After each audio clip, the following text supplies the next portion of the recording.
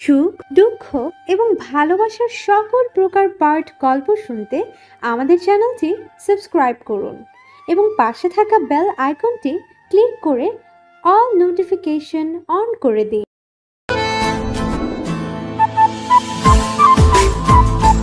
ফুচকা খাওয়ার সময় থুতুর শব্দে তিতির নাক মুখ কুঁচকে নেয়। ভ্রু কুঁচকে সামনে দাঁত কেলিয়ে হাস্যময় ছেলেটির দিকে তাকায়। ছেলেটা হেসে বলল, থুথু ফুচকার সাথে মিশিয়ে খেতে মজা না? তিতিরের চোখে পানি জমে যায়। রাগে শরীর কেঁপে ওঠে, চিল্লিয়ে ডাকে, বড় মা, ও বড় মা। বড় মা কি? হ্যাঁ, খেয়ে বলো কেমন। আপনি খেয়ে দেখেন মজা কিনা। নো নো, আমি এসব খাই না। তুই চিকনি, তুই খা, অনেক ভিটামিন আছে, দেখবি কালকের মাঝেই মোটা হয়ে যাবি। তিতির শব্দ করে কেঁদে ওঠে। সালমা বেগম ছুটে আসে। মেয়েটা মাত্রই তো প্লেট ভরে ফুচকা নিয়ে গেল, এখনই আবার কি হলো? সোফার কাছে নিজের ছেলেকে দেখে উনি বুঝলেন কেন চিৎকার করছে। তিতির তখনও রাগে ফুসফুস করছে। বড় মাকে দেখে বলল, তোমার ছেলে আমার ফুচকায় থুতু দিয়েছে, কেমন খারাপ ভাবো একবার। সালমা হতভম্ব চোখে ওনার ছেলের দিকে তাকায়। এত বড় ছেলে, এমন পাগলামো মানা যায় না। আর খাবারের সময় কেউ এমন করে নাকি? বিশ্রী অবস্থা। উনি রাগী গলায় বলল, আরফান তিতিরের কথা সত্যি? আরফান তার মায়ের দিকে তাকিয়ে মুখে হাসি প্রসারিত করে। তিতির মুখে হাত চেপে বাথরুমের দিকে দৌড়ে যায়। সালমা বেগম সেদিকে তাকিয়ে বিরক্তিকর কণ্ঠে বলল, এত বড় ছেলে এই বাচ্চা মেয়ের সাথে এমন করতে লজ্জা লাগে না? তোমরা যেমন ওকে বাচ্চা মনে করো, ও কিন্তু তা না, আস্ত একটা পাকনা বুড়ি। যাই হোক, তুই এমন কাজ করলি কেন? দুষ্টুমি করেছি মা। নিজের দিকে তাকিয়ে দেখ তো, দুষ্টুমির বয়স আছে? আমি বড় হইনি মা। হ্যাঁ, বড় হসনি, কিন্তু কিছুদিন পরে ডাক্তার হবি। সে তো তোমার জন্য হচ্ছি। তুমি এত অসুস্থ হও, তাই ভাবলাম ডাক্তার হয়ে আমিই যত্ন করব। ভালো সিদ্ধান্ত, কিন্তু তিতিরের সাথে আর এমন করবি না। কত বড় হয়ে গেছিস তুই, সারাটাক্ষণ সময় পেলেই মেয়েটাকে জ্বালাতন করিস। আচ্ছা। সালমা বেগম আবার নিজের কাজে ফিরে যায়। তানিয়া আক্তার রান্নাঘরে কাজ করছে। মেয়ের কান্নায় ওনার কাজ একটুও থামেনি, বরং মনোযোগ দিয়ে কাজ করেই যাচ্ছে। চিল্লানো তিতিরের কাজ, আর এই চিল্লানোতে আশকারা দেওয়া তার বড় মা। চিল্লানো তিতিরের কাজ, আর এই চিল্লানোতে আশকারা দেওয়া তার বড় যা সালমা বেগমের কাজ। উনি ব্যস্ত ভঙ্গিমায় ফিরে আসলে তানিয়া আক্তার বলল, কি নিয়ে ঝামেলা বাঁধালো ভাবি? ও কিছু করেনি, আরফানে দুষ্টুমি করেছিল। আমার ছেলেটারও না আক্কেল জ্ঞান নেই। আরফান খুব ভালো ছেলে, আমার মেয়ে দুষ্টু। তিতির রান্নাঘরে আসতে নিলেও মায়ের কথা শুনে আর রান্নাঘরে আসলো না। নুপুরের ঝনাঝ ঝনাঝ শব্দ করে নিজের রুমে চলে গেল। আরফান সোফায় বসেছিল। তিতিরের হেলে দুলে যাওয়া দেখে বলল, এতটুকুন মেয়ের আবার কত ঢং। মানুষের মনে যেমন হঠাৎ খারাপ হয়ে যায়, গুমড়ে ওঠে বুকের ভেতরটা, চিৎকার করতে ইচ্ছে করে, তেমনই বুঝি আকাশেরও এমন লাগে। চিৎকার করতে ইচ্ছে করে, তেমনই বুঝি আকাশেরও এমন লাগে। তাই তো তিতিরের সাথে পাল্লা দিয়ে আকাশ শোষু করে কেঁদে উঠল। মনের কোমর ভাব দূরে ঠেলে পানির মাঝে নিজেকে উজাড় করে দিতে চায়। তিতির জানলার বিরাট পাল্লা খুলে দেয়। জানলার সাথে লাগোয়া প্রাচীন আমলের লোহার বড় দোলনায় বসে হাঁটুতে মুখ গুজে উদাস চোখে বাইরে তাকিয়ে আছে। আরফান সব সময় তার সাথে এমন করে। দুষ্টুমি একটু আড্ডু হলে না হয় মানা যায়, কিন্তু উনি একটু বেশি বাড়াবাড়ি করে। ঢাকা থেকে প্রতি সপ্তাহে বাড়ি আসবে আর তিতিরের সাথে সব আজব কাণ্ড কারখানা করবে। আরফানের জ্বালায় তিতির অতিষ্ঠ। তার মাঝে মাঝে মনে হয় শুধুমাত্র তাকে জ্বালানোর জন্যই আরফান ঢাকা থেকে ছুটে আসে। সে মনে মনে আল্লাহর কাছে ফরিয়াদ করে বলে, আরফান আর কখনো ঢাকা থেকে না আসুক, ও ঢাকায় থাকুক। আরফান আসলেই তিতিরের সব শান্তি হাওয়ায় মিঠাইয়ের মতো মিশে যায়। এই তো কিছুদিন আগে তার ক্রাশ মেয়ন তাকে প্রেমের প্রস্তাব দিল, তাও কত মিষ্টি করে। কিন্তু কি হলো? কিছু হওয়ার আগেই আরফানের চামচে, মানে তিতিরের ছোট ভাই তুহিন, সব তার হুজুরকে বলে দিয়েছে। আরফান তাকে আর এক পাও আগাতে দেয়নি, বকা মন্দ করে সেখানেই থামিয়ে দিয়েছে। শুধু বকা দিয়ে উনি ক্ষান্ত হয়নি, সাথে বোনাস হিসেবে সাদা ফকফকে গালে একটা থাপ্পড় দিয়ে গালটা লাল বানিয়ে ছেড়েছে। এত কিছুর পরে তিতিরের আগানোর সাহস পায়নি, সেখানেই পা থামিয়ে দিয়েছে। যদি পা না থামাতো তাহলে এতদিনে নিশ্চয়ই তার বিয়ে হয়েছে। তো একটাই প্রেমের প্রস্তাব পেয়েছিল, তা ওই অহংকারের লম্বু জন্য তা হলো না। তিতির কষ্টে ভরা মুখে মেঘের আনাগোনা দেখে। ইস, এই মেঘের মতো যদি আরফানকে সরিয়ে ফেলা যেত কতই না ভালো হতো। শাহাবুদ্দিন খান এই গ্রামের সর্দার। তার পরদাদারা নাকি এককালে এই এলাকার নামি দামি লোক ছিল। বংশ পরম্পরায় আগের সেই জৌলুস না থাকলেও প্রাচীন বাড়িটা যেন কিছুটা আঁকড়ে রেখেছে। বাড়িটার মতো শাহাবুদ্দিন খান তার আব্বার বড় ছেলে হিসেবে বাড়ির মান বজায় রাখার প্রাণপণ চেষ্টা করেন। ওনার ছোট ভাই মহিবুল্লাহ খান আর একমাত্র বোন সুফিয়া খানুন। তাদের বাড়ির নিয়ম অনুসারে সবাই এখনো যৌথ পরিবারেই আছে। তাছাড়া যৌথ পরিবারে থাকার আরেকটা কারণ হলো ওনার আম্মা জয়তুন খানমের ইচ্ছে ওনার বয়স হলেও যেন গলার জোর কমেনি। 90 বছরের শক্ত সামর্থ্য শরীর নিয়ে বেশ হুঙ্কারের সহিত কথা বলতে পারে। তাদের আব্বা মারা যাওয়ার পরে জয়তুন বেগমকে সবাই বেশ মান্য করে চলে। শাহাবুদ্দিন খানের এক ছেলে 2 মেয়ে। ছেলের নাম আরফান খান, পড়ালেখায় খুব তুখোড় ছাত্র, আর কিছুদিন পরে ডাক্তার হয়ে বের হবে।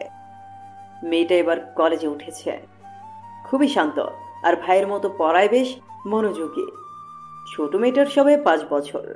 মহিবুল্লাহ 1 মেয়ে 2 ছেলে। বড় ছেলের নাম মাহমুদ খান, সে ঢাকায় ইঞ্জিনিয়ারিং নিয়ে পড়ছে। মেয়ের নাম তিতির মেহবিন, সে কলেজে পড়ে। সবচেয়ে ছোট ছেলের নাম তুহিন। বড় বোন সুফিয়া খাননের স্বামী প্রবাসী, উনিও এই বাড়িতেই থাকে। 1 ছেলে আর 1 মেয়েকে নিয়ে বাবার প্রাসাদের মতো বাড়িতে দিনকাল বেশ আরামেই চলে যাচ্ছে। ছেলের নাম আরশ আর মেয়ের নাম মুনিয়া। ছেলে সিঙ্গাপুর থাকে, মেয়ে স্কুলে পড়ে। তিতির দোলনায় শুয়ে আছে, তখন তার ফুপুর মেয়ে মুনিয়া এসে বলল, আপু চলো, কোথায়? ফুচকার আয়োজন করা হয়েছে, নিচে বসার ঘরে সবাই অপেক্ষা করছে। ফুচকার আয়োজন কে করলো? আরফান ভাই। আমি খাবো না। ভাইয়া তোমাকে নিয়ে যেতে বলেছে। যাব না। এত সুন্দর একটা ছেলে তোমাকে যেতে বলেছে, তুমি গায়ে মাখছো না? না। আরে চলো। তুই জানিনি, আমায় জ্বালাস না। কেউ জিজ্ঞেস করলে বলবি আমার শরীর ভালো না। মুনিয়া চলে গেলে তিতির আগের মতো শুয়ে চোখ বন্ধ করে রাখে। তার জন্যই যে এই ফুচকার আয়োজন তার কেউ না বুঝলেও তিতির বেশ বুঝতে পারছে। তখন এমন করার কি দরকার ছিল? আর এখনই বা এমন গোষ্ঠীশুদ্ধ মানুষকে খাওয়ানোর কি আছে? আরফান আসলেই আজব মানুষ। ওনাকে তিতির একটুও বুঝতে পারে না। তার চোখের দৃষ্টি দোতলার কোণের রুমের দিকে স্থির। মেয়েটার এত অভিমান, তার উপর এত অভিমান করা মানায়? সে কি একটুও বোঝে না, নাকি আরফান বোঝাতে অক্ষম? যদি কখনোই কিছু না বোঝাতে পারে তো? আরফানের বুকে ব্যথারা লুটুপুটি খায়। নিচের দিকে তাকিয়ে তিতির চমকে যায়। আরফান বৃষ্টিতে ভিজছে, তাও ক্ষণে ক্ষণে তার রুমের দিকে তাকাচ্ছে। সে উঠে বসে, ইশারায় আরফানকে বোঝায় কি সমস্যা। আরফান হাসে, সুন্দরতম হাসি দিয়ে অবুঝ বালিকাকে ঘায়েল করতে চায়, কিন্তু মেয়েটা কিচ্ছু বলছে না। সে কি আসলেই অবুঝ, নাকি অবুঝ হওয়ার নাটক করে? তিতির আরফানের নাম্বারে ফোন দেয় আর আরফানকে হাত দিয়ে মোবাইলের ইশারা করে।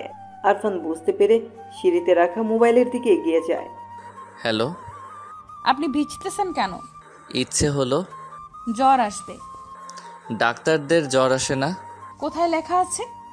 লেখা থাকতে হবে না, আমি বললেই গিনেস রেকর্ড হয়ে যাবে। কচু।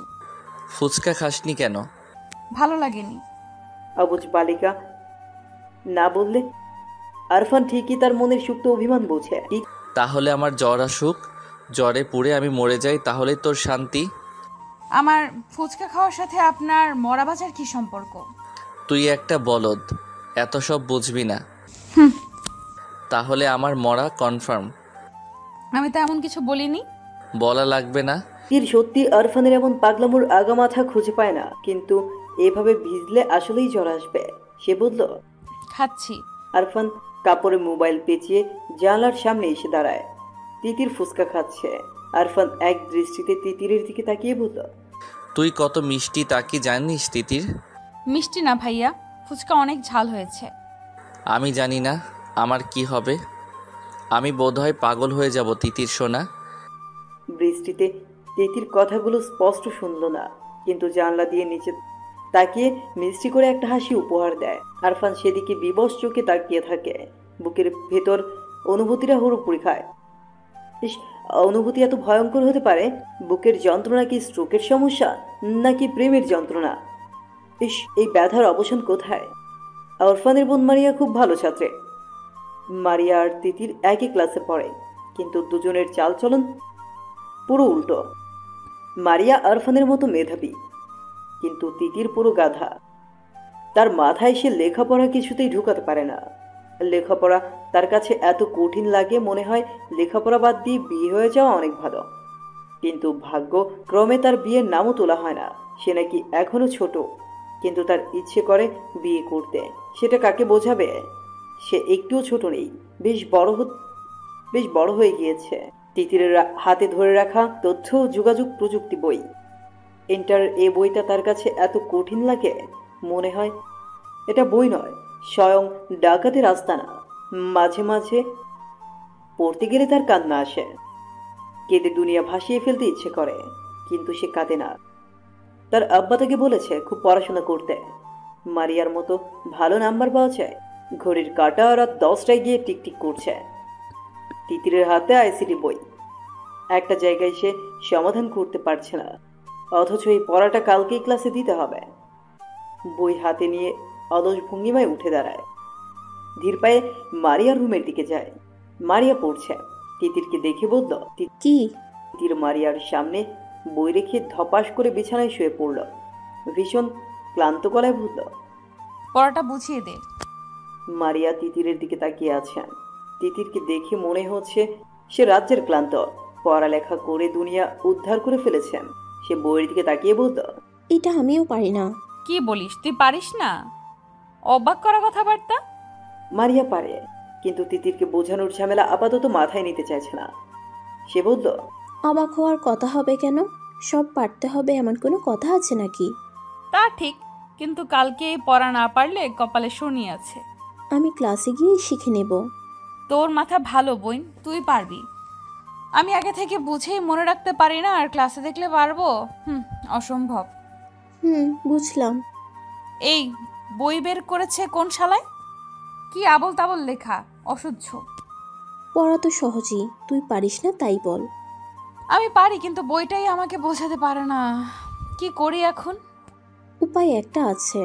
কি উপায়? ভাইয়ার কাছে যা, এক তুড়িতে মাথায় পেরেকের মতো বসিয়ে দেবে। অসম্ভব, তোর ভাই আস্ত খবিস, দেখলেই মারে। আমার ভাই এই মাসুম জানের ভয় আছে। আচ্ছা, তাহলে কালকে স্যারের মার খাবি? ভাইয়া মারলে কেউ দেখবে না, কিন্তু স্যার পুরো ক্লাসের সামনে ইজ্জত দফা রফা করে দেবে, সেটাই ভালো হবে। তিতির ভেবে দেখে কথা ঠিক। সে আলগোছে উঠে দাঁড়ায়। বই হাতে নিয়ে আস্তে আস্তে তাহসানের রুমের সামনে যায়। তার ভাইয়া মাহমুদ যদি বাড়ি থাকতো, তাহলে এই লম্বুর কাছে আসাই লাগতো না।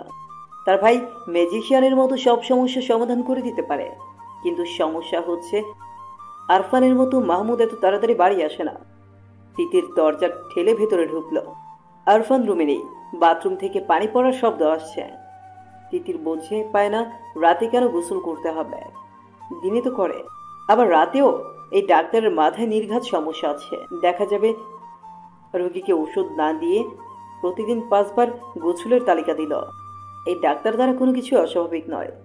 তিতির ডাকল, ভাইয়া, ভাইয়া বের হতে কি টাইম লাগবে? কেন?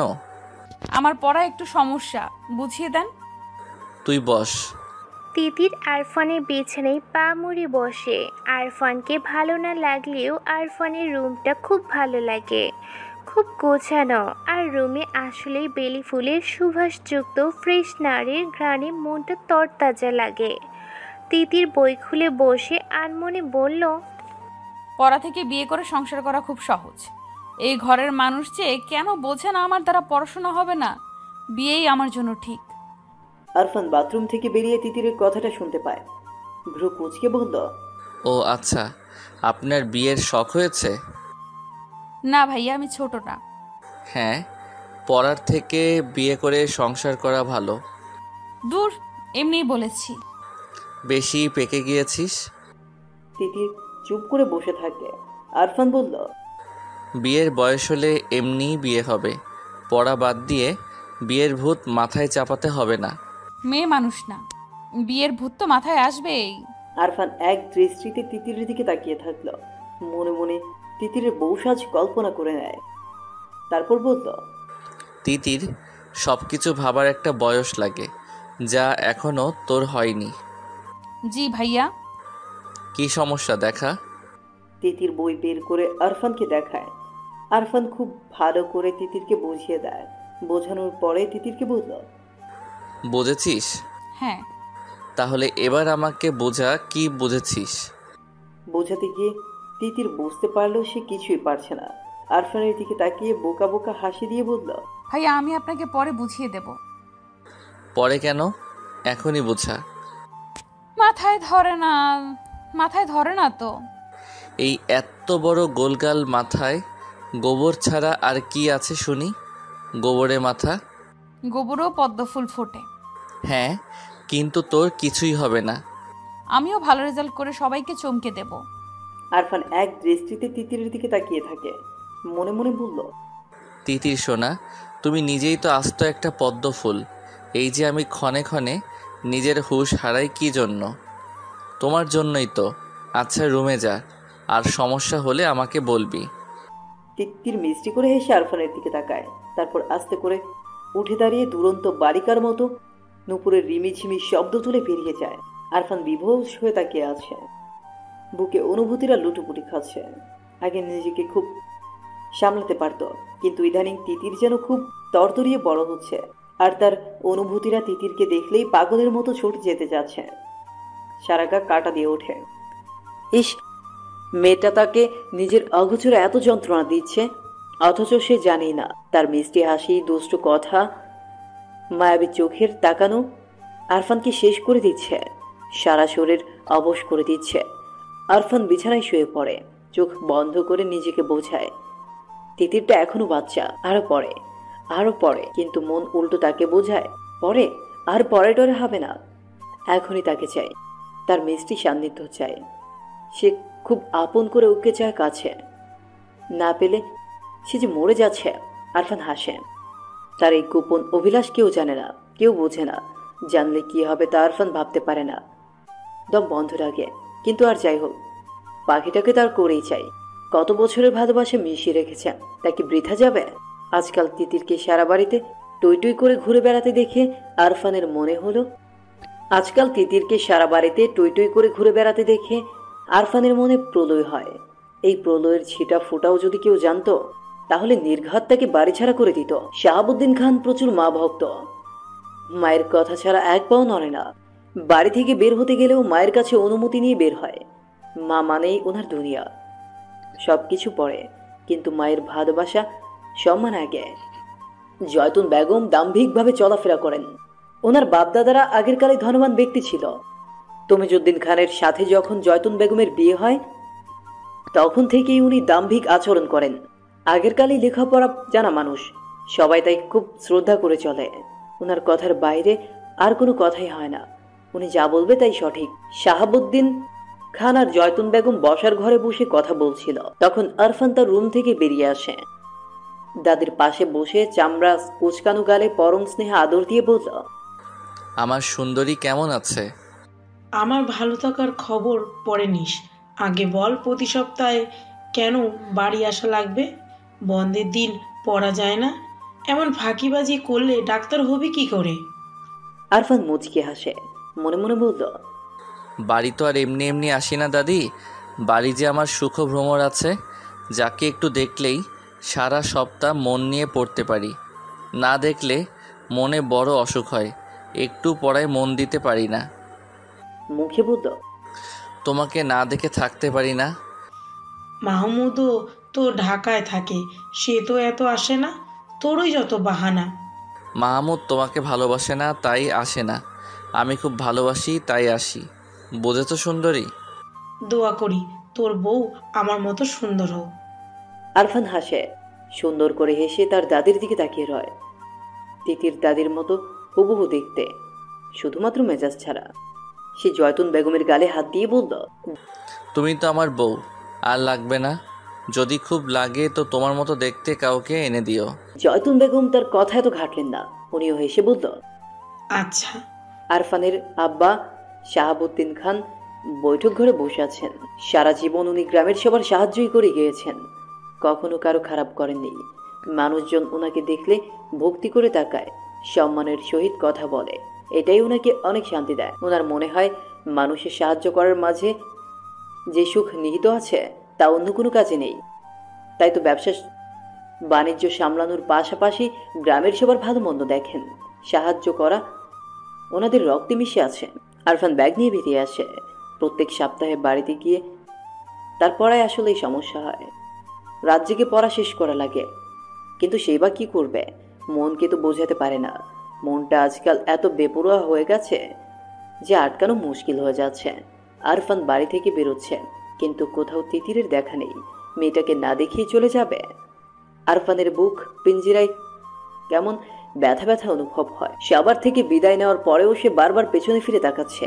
সে তাকানোতে ছিল মরিয়া হয়ে কাউকে খুঁজে নেওয়া। শাহাবুদ্দিন খান বৈঠক ঘর থেকে ছেলেকে লক্ষ্য করেন। বারবার পেছনে ফিরে তাকানোটা ওনার চোখে লাগে। ছেলে এমন করে বারবার তাকাচ্ছে কেন? উনি গলায় জোর লাগিয়ে আরফানকে ডাকলেন। বাবার ডাক শুনে আরফান সেদিকে এগিয়ে যায়। শাহাবুদ্দিন খান ছেলের দিকে তাকিয়ে থাকে। ছেলেটা যেন হঠাৎ করেই বড় হয়ে গেল। এই তো বছর কয়েক আগেও কাঁধে নিয়ে হেঁটেছেন, অথচ এখন বসে একটু কথাও বলা হয় না। ছেলে মেয়ে বড় হওয়ার সাথে সাথে কি বাবা মায়ের সাথে দ্রুত বেড়ে যায়? শাহাবুদ্দিন অবশ্য ছেলের সাথে মেশার সর্বাত্মক চেষ্টা করেন। আরফান কাছে আসলে উনি বলল, তোমার লেখাপড়া কেমন চলছে আব্বু? ভালো। প্রতি সপ্তাহে বাড়ি আসার কারণ কি? বাবার থেকে পাওয়া এমন প্রশ্নে আরফান থমকে যায়। জুৎসয়ে উত্তর দিতে ভুলে যায়। মিথ্যা সাজিয়ে বলল, বাড়িতে আসলে ভালো লাগে, মন ফ্রেশ থাকে। বাড়িতে আসার চেয়ে লেখাপড়ায় মনোযোগ দেওয়া বেশি জরুরি না? জি। আমি চাই তুমি ভালো ডাক্তার হও আর আমাদের গ্রামের হসপিটালে বসো। জি বাবা। আচ্ছা যাও, বাড়িতে কম আসলেই ভালো হবে। আরফান হেঁটে বাগান পেরিয়ে যায়। গেটের কাছে গিয়ে চোখ পাকিয়ে মুনিয়ার দিকে তাকায়। সে আসলে এই মেয়েকে বুঝতে পারে না। আজব মেয়ে, অথচ এত ছোট। অথচ আরফানের ধারণা এই মেয়ের হাড়ে হাড়ে শয়তানি। এই যে এখন পথে দাঁড়িয়ে হাসি মুখে তার জন্য দাঁড়িয়ে আছে, এসব কেন করে? আরফান বেশ বোঝে, নিজে যেমন আরেকজনের জন্য জাতক পাখির মতো অপেক্ষা করে থাকে, তাকে দেখার জন্য ব্যাকুল মুনিয়ার মাঝে সেই সব দেখতে পায়। আরফান বিরক্ত। দাদির আদরের নাতনি বলে কিছু বলতেও পারে না। সে হেঁটে চলে যায়। মিমিয়াও তার পায়ের সাথে পা মিলিয়ে হাঁটে। আরফান না বোঝার ভান করে বলে, কই যাবি? কোথাও না। বাড়ি যা। মিনিয়া হেসে চলে যায়। মনে মনে ভাবে ভবিষ্যতে আরফানই তার হাজব্যান্ড হবে। এখন পাত্তা না দিয়ে লাভ নাই। সুফিয়া খানম সারা জীবন আরামায়েশ করে দিন পার করে দিয়েছেন। বিয়ের পরে কখনো স্বামীর বাড়িতে গিয়ে থাকেননি। বাবার বাড়িতে রাজরানীর মতো জীবন কাটিয়েছে। তার মায়ের উপর কথা বলার সাধ্যই কারণেই। উনি যেমন বলবে তেমনই হবে। দুই ভাইয়ের বউ কখনো শাশুড়ির উপরে কথা বলেন না। বড় বোন হিসেবে দুই ভাই আর ভাইয়ের বউরা বেশ মান্য করেই চলে। আজকাল ওনার মনে এক সুপ্ত বাসনা জন্মেছে। মেয়েকে দূরে বিয়ে দেওয়ার চেয়ে আপন মানুষের কাছে বিয়ে দিয়ে এই বাড়িতে রাখতে পারলে মন্দ হয় না। সুফিয়া খানম নিজের মতো পরিকল্পনা করে রেখেছেন। সময় মতো তা বাস্তবায়ন করতে পিছপা হবেন না। তিতির প্রাইভেট পড়ে বাড়ি ফিরছিল। আনমনে গুনগুন করে গান গাইছে। হঠাৎ রাকিব নামের ছেলেটা তার পথ আটকে দাঁড়ায়। তিতির থমথমে মুখে বলল, পথ আটকেছিস কেন? তোকে কিছু বলার আছে? তিতির আন্দাজ করে নেয় রাকিব নামের ছেলেটা কি বলতে চায়। ক্লাসমেট হিসেবে এতদিন তিতির এইটুকু বুঝতে পেরেছে যে রাকিব আসলে তাকে পছন্দ করে, কিন্তু সাহস করে আগাতে পারছে না। তিতির কিছু কটু কথা বলার জন্য মুখ খুলবে, তখনই দেখে আরফান সিএনজিতে করে যাচ্ছে। রাস্তায় তিতিরকে কোনো ছেলের সাথে কথা বলতে দেখে তার ভ্রু কুঁচকে যায়। আরফানকে দেখে তিতির তার মুখের কথা টুপ করে গিলে নেয়। কটু কথা বলার পরিবর্তে মুখে ফুটে ওঠে মিষ্টি হাসি। চোখের তারায় খেলে যায় এক আকাশ পরিমাণ উৎসাহ। আরফানের হাত মুষ্টিবদ্ধ হয়। চলন্ত গাড়ি থেকে তিতিরের দিকে স্থির দৃষ্টিতে তাকিয়ে থাকে। তিতিরের পাশ দিয়ে গাড়িটা শৌশ গতিতে চলে যাওয়ার পরে তিতির রাকিবকে বলল, শোন, তুই যা ভাবিস তা ভুলে যা। আমার ভাইয়া শুনলে তো হাত পা ভেঙে দেবে। হাত পা ভাঙবে কেন? আমরা কি ফালানো নাকি? ওদের সাথে আত্মহত্যা করার অহম আমাদের আছে। তা হয়তো আছে, কিন্তু আরফান ভাইকে চিনিস? ওনার মার সামলানোর ক্ষমতা নেই। তুই ওনার ভয়ে প্রেম করবি না? তিতির অন্য মনস্ক হয়ে ভাবে, তাই তো, উনি কে যে ওনাকে ভয় করে চলতে হবে? তার যেভাবে ইচ্ছা সেভাবেই চলবে। কিন্তু পরক্ষণেই মনে পড়ে আরফান ভাই জানতে পারলে তাকে ভয়ানক সব শাস্তি দেবেন। কিছুক্ষণ আগে যেটুকু দেখেছে তাতেই তো অবস্থা বেগতিক হবে। তিতির আর কিছু না বলে হন হন করে বাড়ির উদ্দেশ্যে চলে যায়। বাড়িতে যাওয়ার পরে তিতির ঘুমিয়ে যায়। আরফান বাড়িতে নেই মানে বিন্দাস জীবন। রোজ সন্ধ্যায় কুম্ভকর্ণের মতো ঘুমায়। আরামে ঘুমানোর এক ফাঁকে তার মনে হলো কেউ তার রুমে ঢুকেছে, বিছানার পাশে দাঁড়িয়ে আছে। তিতির চোখ খুলে তাকায়।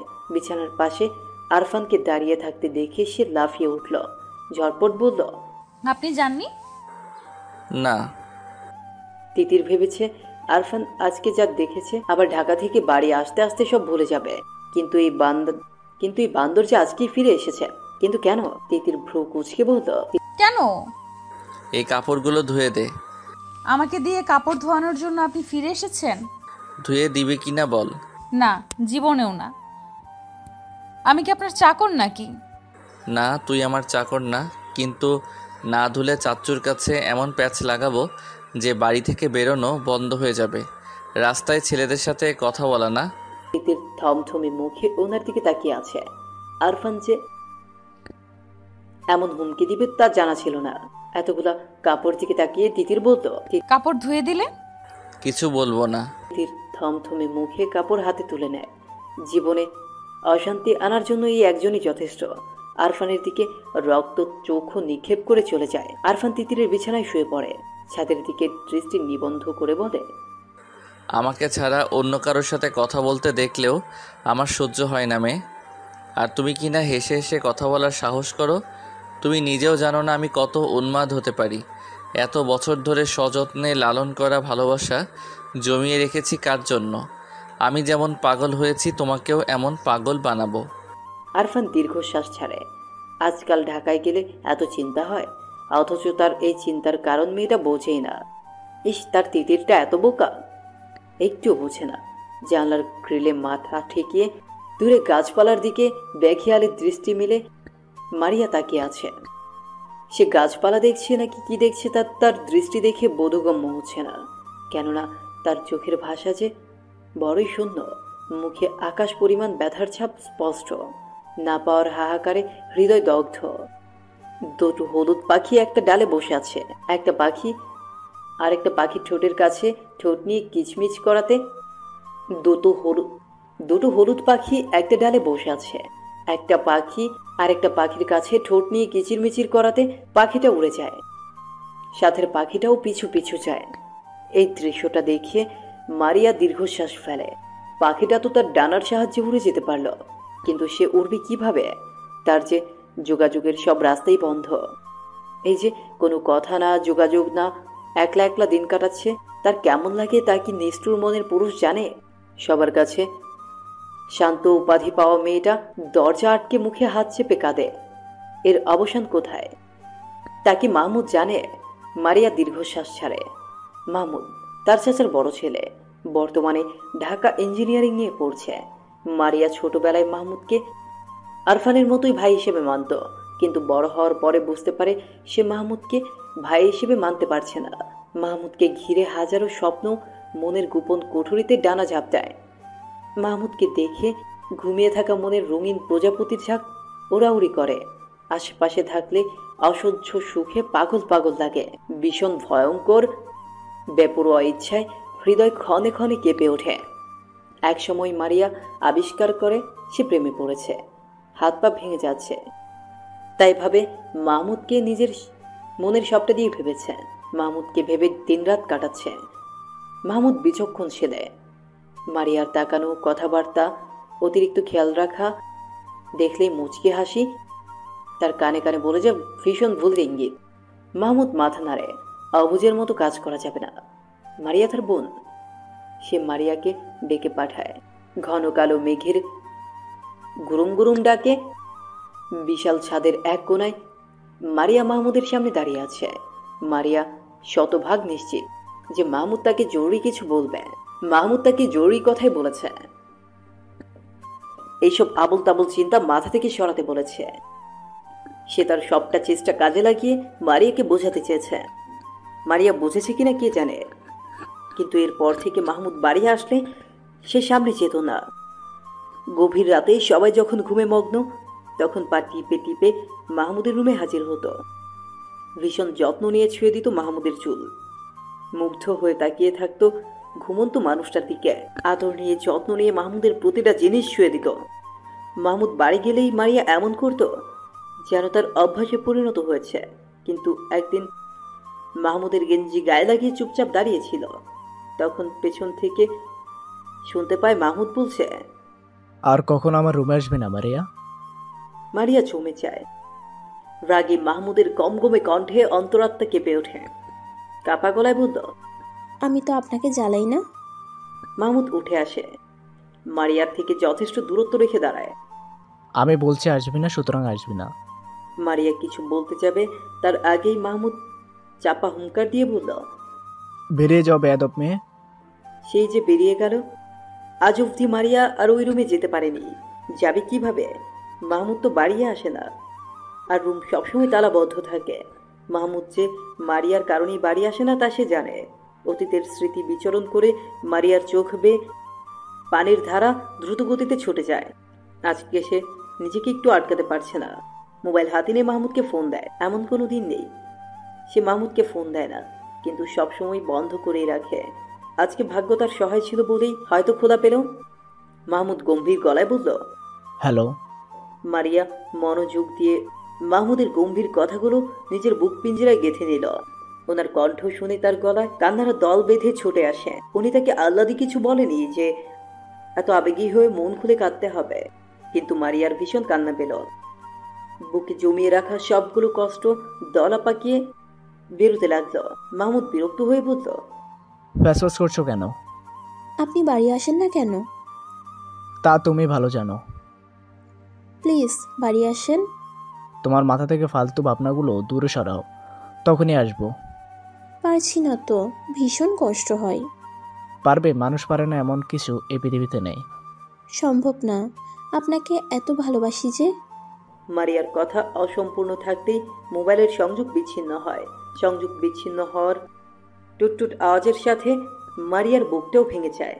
তিতির আজকাল খেয়াল করেছে আরফান তাকে বেশ গুরুত্ব দেয়। পরিবারের সবার সামনে কোনো আবদার রাখলে কেউ যদি না মানে, আরফান কিভাবে যেন সবাইকে রাজি করায়, অথচ মুখে মুখে সারাক্ষণ তিতিরের সাথে রাগ দেখায়। আজকাল আরফানের তাকানোটা তিতিরের বুকে লাগে। সব ছেলে কি এমন করে তাকায়, নাকি একমাত্র আরফানই তার দিকে এমন মায়াভরা চোখে তাকায়? কলেজে যাওয়ার পরে বান্ধবীরা আরফানের ফোন নাম্বারের জন্য ধরেছে। যেভাবেই হোক আরফানের সাথে কথা বলাতে হবে। তিতির বলল, উনি এত রাগী, ওনার সাথে কথা বলে কি করবি? রাগী তাতে কি? তুই জানিস না রাগী ছেলেরাই ওদের বেশি ভালোবাসে। আমার সাথে সেট করায় দে দোষ, আমি শুধু ওনাকেই চাই। সাইমা কথাগুলো স্বাভাবিক হলেও কেন যেন তিতিরের বুকে আগুন ধরে যায়। রাগী গলায় বলল, তুই কেন বউ হতে যাবি? সর সামনে থেকে। আরে চেতস কেন? বউ হলে ক্ষতি কি? না না, তুই বউ হতে পারবি না। তাহলে কে বউ হবে? তুই? তিতির থমকে যায়। মনের আকাশে কল্পনা করে নেয় সে তিতিরের বউ। তারপর এক ঝটকায় মাথা নেড়ে বলল, অসম্ভব। সারাদিন তোর পিছেই ঘোরে, আমার মনে হয় চান্দু তোর জ্বালাই ফাইসা গেছে। তিতির কখনো এসব ভাবেনি। সে ভেবাচাকে কি বলল, কি বলিস? তুই খেয়াল করিস না? সে আমার ভাই। হ্যাঁ, চাচাতো ভাই।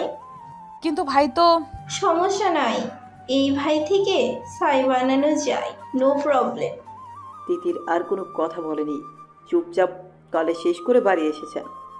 মারিয়া হাজারটা কথা বললেও মুখ দিয়ে কোনো কথা বের করতে পারেনি।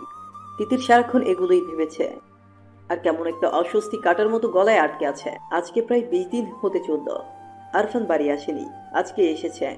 তিতিরের ভাবনার ডানায় রং লাগাতেই বুঝি আজকে মহারাজের বাড়িতে আসা। অতি সাহস নিয়ে তিতির আরফানের রুমের সামনে যায়, কিন্তু আরফান রুমে নেই। রুমে না পেয়ে বাইরে বাগানে যায়। সেখানে আরফান সবার সাথে বসে আছে। তিতিরকে দেখে আরফান নড়ে চড়ে বসে। তিতির অন্য দিনের মতো মোটেও হইচই করছে না, বরং শান্ত হয়ে বসে আছে। বারবার আরফানের দিকে তাকাচ্ছে। আরফানের চোখের দৃষ্টির মাঝে যেন হাজারো কাব্য ফুটে আছে, কিন্তু এসব তিতিরের বোধগম্য হচ্ছে না। সে সবার সাথে কথা বললেও চোখ কেবলমাত্র তিতিরের উপরই নিবন্ধ। তিতির সবার দিকে তাকানোর পাশাপাশি আরফানের দিকেও তাকাচ্ছে। তারপর তিতিরের দম আটকে আসে। বুকের ভেতরে ফুসফুস তার শ্বাসকার্য থামিয়ে দিতে চায়। অজানা আতঙ্কে ধরফর করে ওঠে বুকের পাখে। সে যা ভাবছে আসলেই কি তাই, নাকি সবটাই ভ্রম? সে বেখেয়ালে মাথা নেড়ে বলল, অসম্ভব। মাঝরাত। আরফান বারান্দায় দাঁড়িয়ে আছে।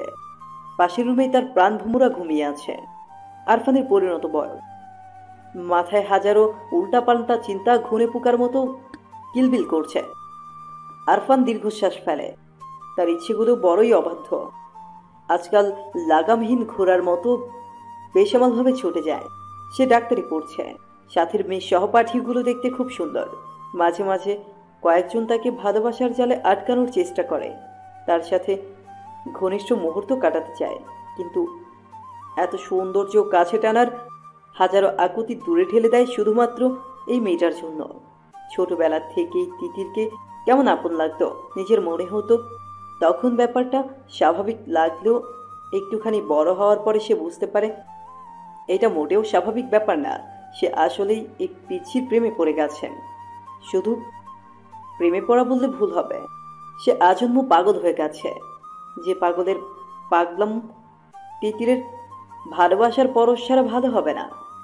তাছাড়া আরফান ভালো হতেও চায় না, বরং তিতিরকে নিজের করে পেয়ে গেলে পাগলামোর পরিমাণ বাড়াতে চায়।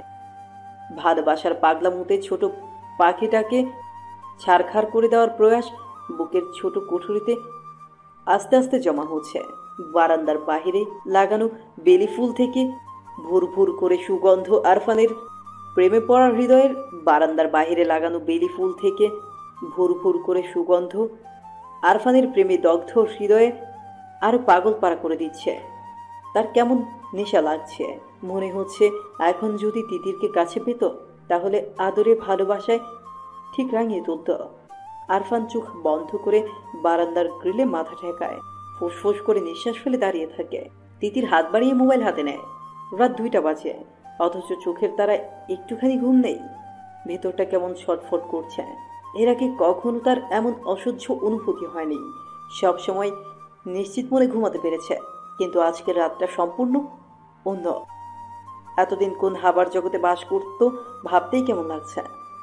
আরফানের শাসন, বকা, অকারণে কথা কাটাকাটি, লুকিয়ে চুরিয়ে দেখা, এসব সে কখনোই খেয়াল করেনি, কিংবা খেয়াল করার কোনো কারণই খুঁজে পায়নি। কিন্তু আজকে বেখেয়ালে তার প্রতি আরফানের নরম অনুভূতি দেখে তিতিরের ছোট হৃদয় পাহাড়ের 1000 মিটার উচ্চতায় টাঙানো দোলনার মতো হুহু করে দুলে ওঠে। কেমনতর ভয়ে গলা শুকিয়ে আসে। আরফান তার দিকে ভালোবাসার উষ্ণ দৃষ্টিতে তাকায়। ভাবতেই বারংবার চোখ বন্ধ হয়ে যাচ্ছে। এটি কি লজ্জা, নাকি ভয়, নাকি সংশয়, তা সে জানে না। শুধুমাত্র এটা জানে এখন থেকে আরফানের কাছ থেকে লুকিয়ে বাঁচতে হবে, না লুকালে আরফান তাকে শেষ করে দিবে। হাজারো চিন্তার অবসান ঘটিয়ে ভোরের দিকে তিতির ঘুমিয়ে যায়। এরপর মাস চলে যায়। আরফান বাড়ি আসলে তিতির আরফানের সামনে যায় না, এক প্রকার লুকিয়ে বাঁচে। যদি সামনে পড়ে যায় আস্তে করে পাশ কাটিয়ে চলে যায়। তিতিরের এই উপেক্ষা আরফানের চোখে লাগে। আগে বাড়িতে আসলেই তিতিরের হইচই শোনা যেত, আর এখন এমন নিষ্প্রাণ হয়ে থাকে। কেন এই মেয়ে তার বুঝে আসে না। মেয়েটার হঠাৎ এই পরিবর্তন বাড়ির সবাই যেন দেখছেই না, কেননা সবাই বেশ স্বাভাবিক। আরফানের মনে হয় তিতির সবাইকে না, বরং শুধুমাত্র তাকেই উপেক্ষা করছে।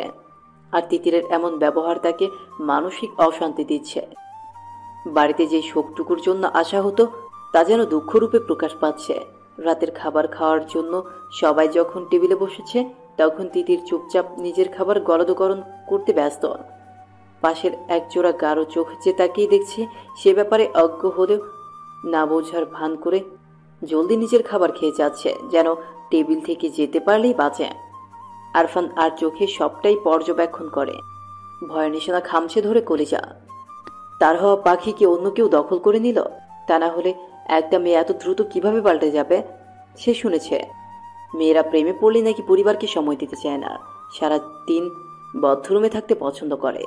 সবাই খাবার খেয়ে যে যার রুমে চলে যাওয়ার পরে আরফান ছাদে যায়। মোবাইল বের করে তিতিরকে ফোন দেয়। আজকে এর সমাধান বের করবেই। তাকে এত উপেক্ষা কেন? মেয়েটা কি তাকে বাঁচতেই দিবে না? এভাবেই কি বাঁচা যায় না? আজকে এর একটা বিহিত করতে হবে। আরফানের ফোন পেয়ে তিতিরের শ্বাস বন্ধ হয়ে যায়। গত 1 মাস ধরে মনের গোপন ঘরে জন্ম হওয়া ভাবনাটা বেশ যাচাই বাছাই করা হয়েছে, কিন্তু প্রতিবারই পজিটিভ রিপোর্ট পেয়ে ভয়ার কুকড়ে গিয়েছে। আবার নিজেকে এটাও বুঝিয়েছে যেসব মনের ভুল, চাচাতো ভাই বোন হয় তারা তাকাতেই পারে, এতে ক্ষতি কি? হয়তো তার আবেগপ্রবণ মন বেশি চিন্তা করে ফেলেছে। 1 মাস যাবৎ সে আরফানকে উপেক্ষা করছে, যদিও আরফান মুখে কিছু বলেনি, কিন্তু তার সুচালো দৃষ্টি তিতির ঠিকই দেখেছে। তারপরেও সে আগের মতো স্বাভাবিক হতে পারেনি। আরফানের কথা ভাবতে ভাবতে তিতিরের মনে হাজারো দুষ্টচিন্তা এলোমেলো ঘুরে যায়। লজ্জায় কাঁপিয়ে দিয়ে যায় তিতিরের ছোট দেহ। তিতির আবারও ফোনের রিমিঝিমি শব্দে চমকে ওঠে। আরফান এই নিয়ে 15 বার ফোন দিল, কিন্তু একবারও তিতির ফোন ওঠায়নি। সে ফোন যেমন ওঠাবে না, তেমন আরফানও যেন ফোন দেওয়া বন্ধ করবে না। অগত্যা নিরুপায় হয়ে তিতির ফোনটা রিসিভ করে কানের সাথে লাগিয়ে নেয়।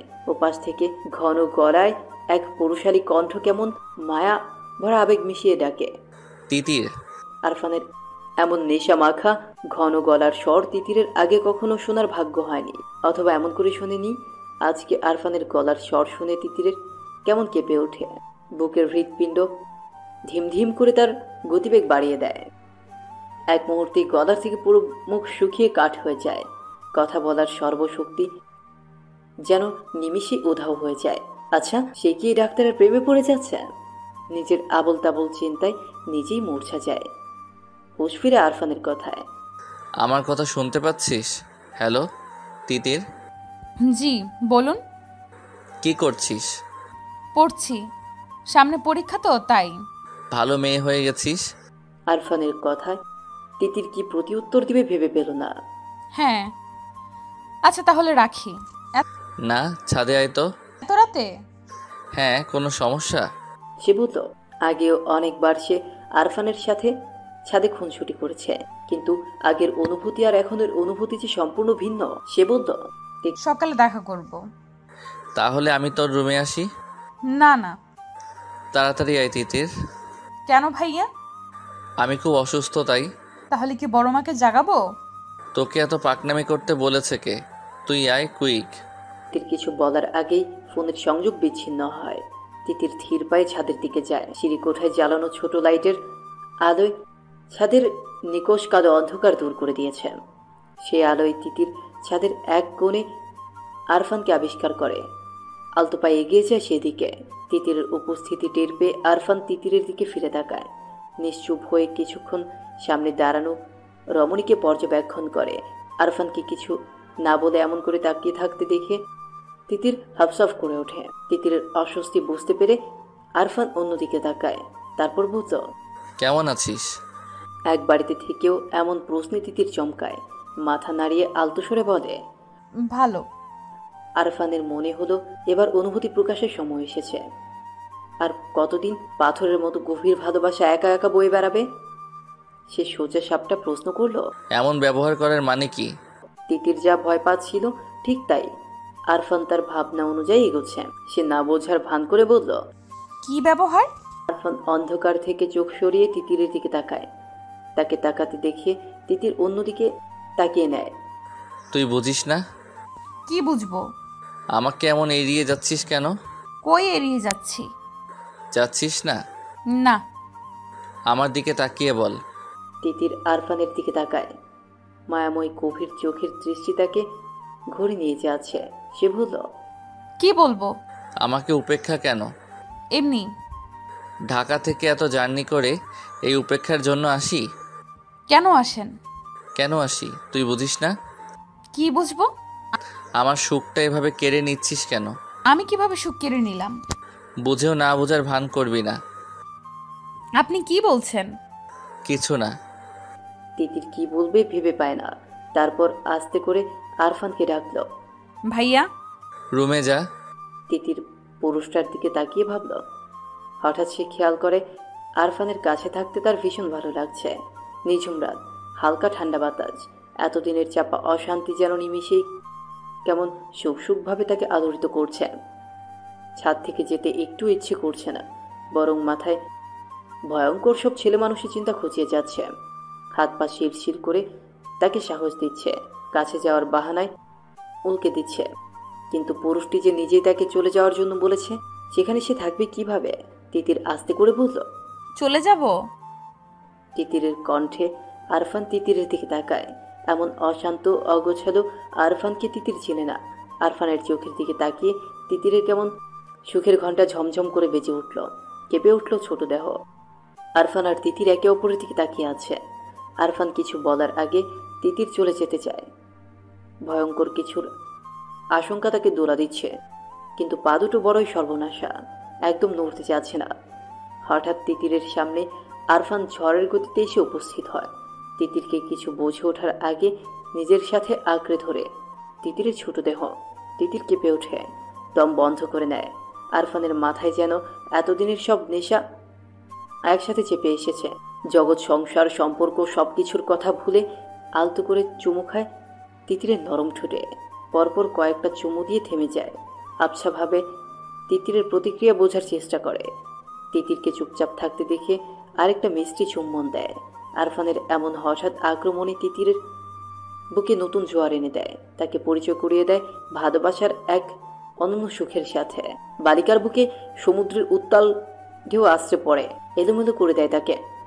দুহাত দিয়ে আঁকড়ে ধরে লম্বা বলিষ্ঠ পুরুষটাকে। থেমে যাওয়া ঠোঁটের স্পর্শ আবারও নতুন করে জাগিয়ে দেয়। তিতিরের এইটুকু আহ্বান আরফানকে পাগল করে তোলে। এতদিনের জমিয়ে রাখা সবটা ভালোবাসা পাগলের মতো মাথা নাড়া দিয়ে ওঠে। অথচ দুজনের কেউই কাউকে ভালোবাসার কথা বলেনি, বুকের ভেতর অনুভূতির ডানা ঝাপটানোর কথা বলেনি। অনুভূতির সূক্ষ্ম বাকগুলো কেউ কাউকে দেখায়নি, কিন্তু তাদের কাছাকাছি আসা হয়ে গেছে। মিষ্টি ঠোঁটের কোণে একটু একটু ভালোবাসার ছাপ দৃশ্যমান। আরফান ফিস ফিস করে বলল, আমার তিতির পাখি, খুব ভালোবাসি সোনা। দীর্ঘ 5 মাস পরে মাহমুদ বাড়ি আসেন। বাড়ি আসার প্রচণ্ড ইচ্ছে থাকলেও সে একবারও বাড়িমুখ হয় না। সাধারণ সম্পর্ককে তুমি তো এমনভাবে জাপটায় ধরে রেখেছ, মনে হচ্ছে ছেলে বিদেশ থেকে আসছে। যাও নাস্তা বানাও। ছেলেটা সারা রাত জার্নি করে আসছে। তানিয়া আক্তার মাহমুদের দিকে তাকায়। উনি মাহমুদকে জন্ম দিয়েছেন, অথচ ছেলে লম্বায় ওনাকেও ছাড়িয়ে গেছে। মায়াভরা হাতে ছেলের গালে হাত দিয়ে বলল, আপনি এসব বুঝবেন না আম্মা।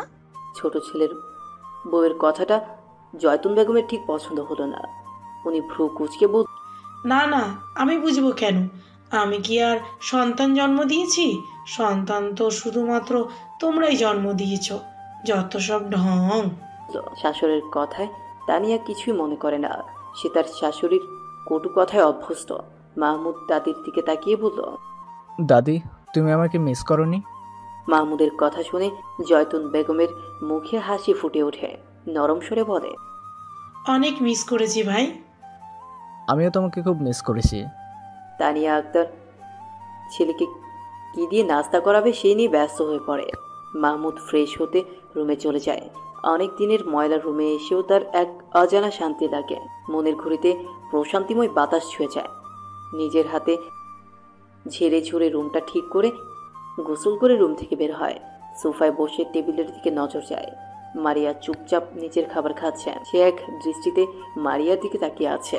মারিয়া, এই নামটা সাধারণ হলেও এই নামের মানুষটার আচরণ অসাধারণ।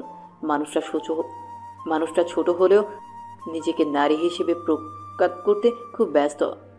তখনই মারিয়ার চোখের দৃষ্টি সোফার দিকে পড়াতে সে স্তব্ধ হয়ে যায়। চোখের পলক বড় হয়ে তাকিয়ে থাকে। মাহমুদের চোখের গরম দৃষ্টি দেখে মারিয়া মাথা নিচু করে দেয়। তারপর চোরের মতো আবার তাকায়। মারিয়ার তাকানোর ভঙ্গি দেখে মাহমুদ মুচকে হাসে। ভবিষ্যতে কি হবে ভেবে হাসির রেখা মুছে যায়। মারিয়ার খেতে পারে না। খুশিতে নাচতে ইচ্ছে করলে কি খাবার পেটে যায়? সে উঠে বিড়ালের মতো পা ফেলে রুমের দিকে ছুটে। আর মনে মনে আল্লাহর কাছে ফরিয়াদ করে, আল্লাহ, এটা যেন সত্যি হয়, মাহমুদ যেন সত্যি বাসায় আসে। এমন স্বপ্ন সে দেখতে চায় না। মারিয়া রুমে এসে আয়নায় নিজেকে দেখে। চেহারাটা দেখতে খুব মলিন আর রুক্ষ লাগছে। এতদিন ছন্ন ছাড়া চলাফেরার কারণে চেহারার অবস্থা খুবই করুণ। তার নিজের উপর খুব রাগ হলো। আর একটু সুন্দর হয়ে থাকলে তো এই ফকিন্নির মতো চেহারা নিয়ে মাহমুদের সামনে পড়তে হতো না। সে আলমারি খুলে নতুন জামা বের করে বাথরুমে যায়। আজকে খুব পরিপাটি হয়ে থাকা যায়। সারা রাত কেঁদে তিতিরের ফর্সা গাল লাল টকটকে হয়ে আছে। চোখের অবস্থা আরো করুণ, অস্বাভাবিকভাবে ফুলে উঠেছে। কিন্তু সকাল হয়ে গিয়েছে যে, এবার তো রুম থেকে বেরোতে হবে। ইতিমধ্যে তানিয়া আক্তার কয়েকবার ডেকে গিয়েছেন। তিতির বাথরুমে গিয়ে মুখে বেশি করে পানির ঝাপটা দেয়। আয়নায় নিজের দিকে তাকিয়ে চোখের পর্দায় ভেসে ওঠে রাতের মুহূর্তটুকু। ইচ্ছায় হোক আর অনিচ্ছায় হোক, হঠাৎ হয়ে যাওয়া কাজটায় দুজনেই বিব্রত হয়। আরফান তিতিরের দিকে তাকিয়ে কিছু বলবে, তার আগে তিতির এক অভাবনীয় কাজ করে ফেলে।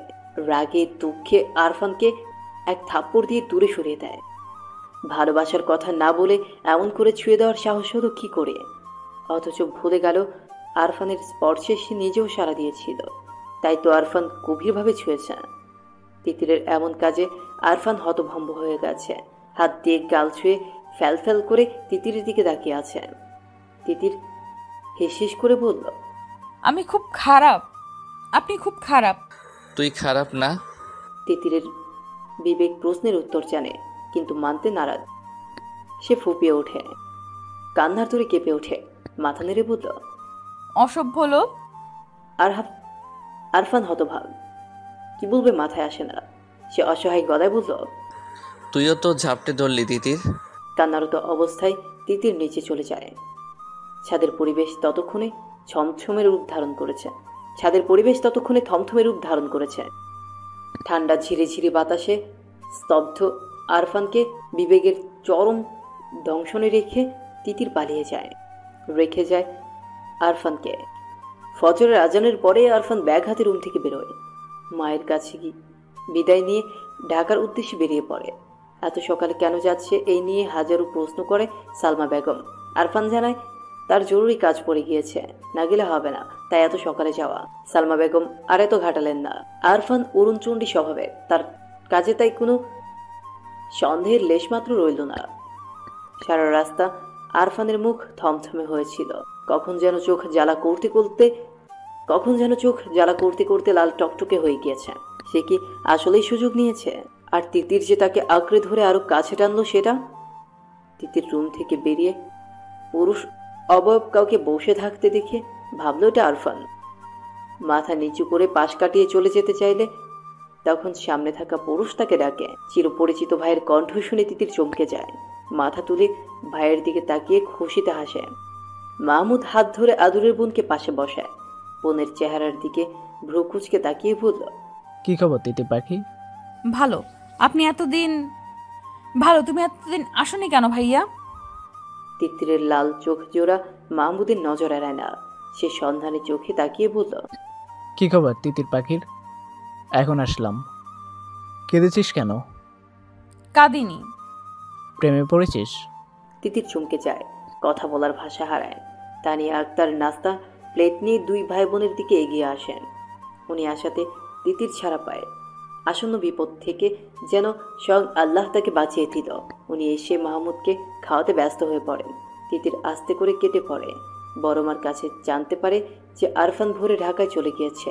মাহমুদ এসেছে, অথচ আরফান চলে গেল। দুই ভাইয়ের দেখা হলো না, তাই ওনার খারাপ লাগছে। আরফান চলে গিয়েছে এই কথাটা জানার পর থেকে তিতিরের মন খারাপের ওজন যেন আরো বেড়ে যায়। দোষ তো আরফানের একার ছিল না, দোষ তিতিরেরও ছিল। কিন্তু সে কিনা সবটা দোষ আরফানকে দিয়ে এত পরিমাণ দোষী বানিয়ে দিল যে ছেলেটা বাড়ি থেকেই চলে গেল। তিতিরের দম বন্ধ হয়ে আসে। কান্নারা গলায় দলা পাকিয়ে ওঠে। কান্না লুকাতে সবার অগোচরে সে রুমে চলে আসে। তারপর বাদ ভাঙে কান্নারা, ছুটে চলে অভিরাম গতিতে। রাত 12টা। গ্রামের পরিবেশ এইটুকু রাতেই চারদিক নিঝুম নিস্তব্ধ হয়ে গেছে। মাহমুদ বিছানায় আধশোয়া হয়ে মোবাইল দেখছে।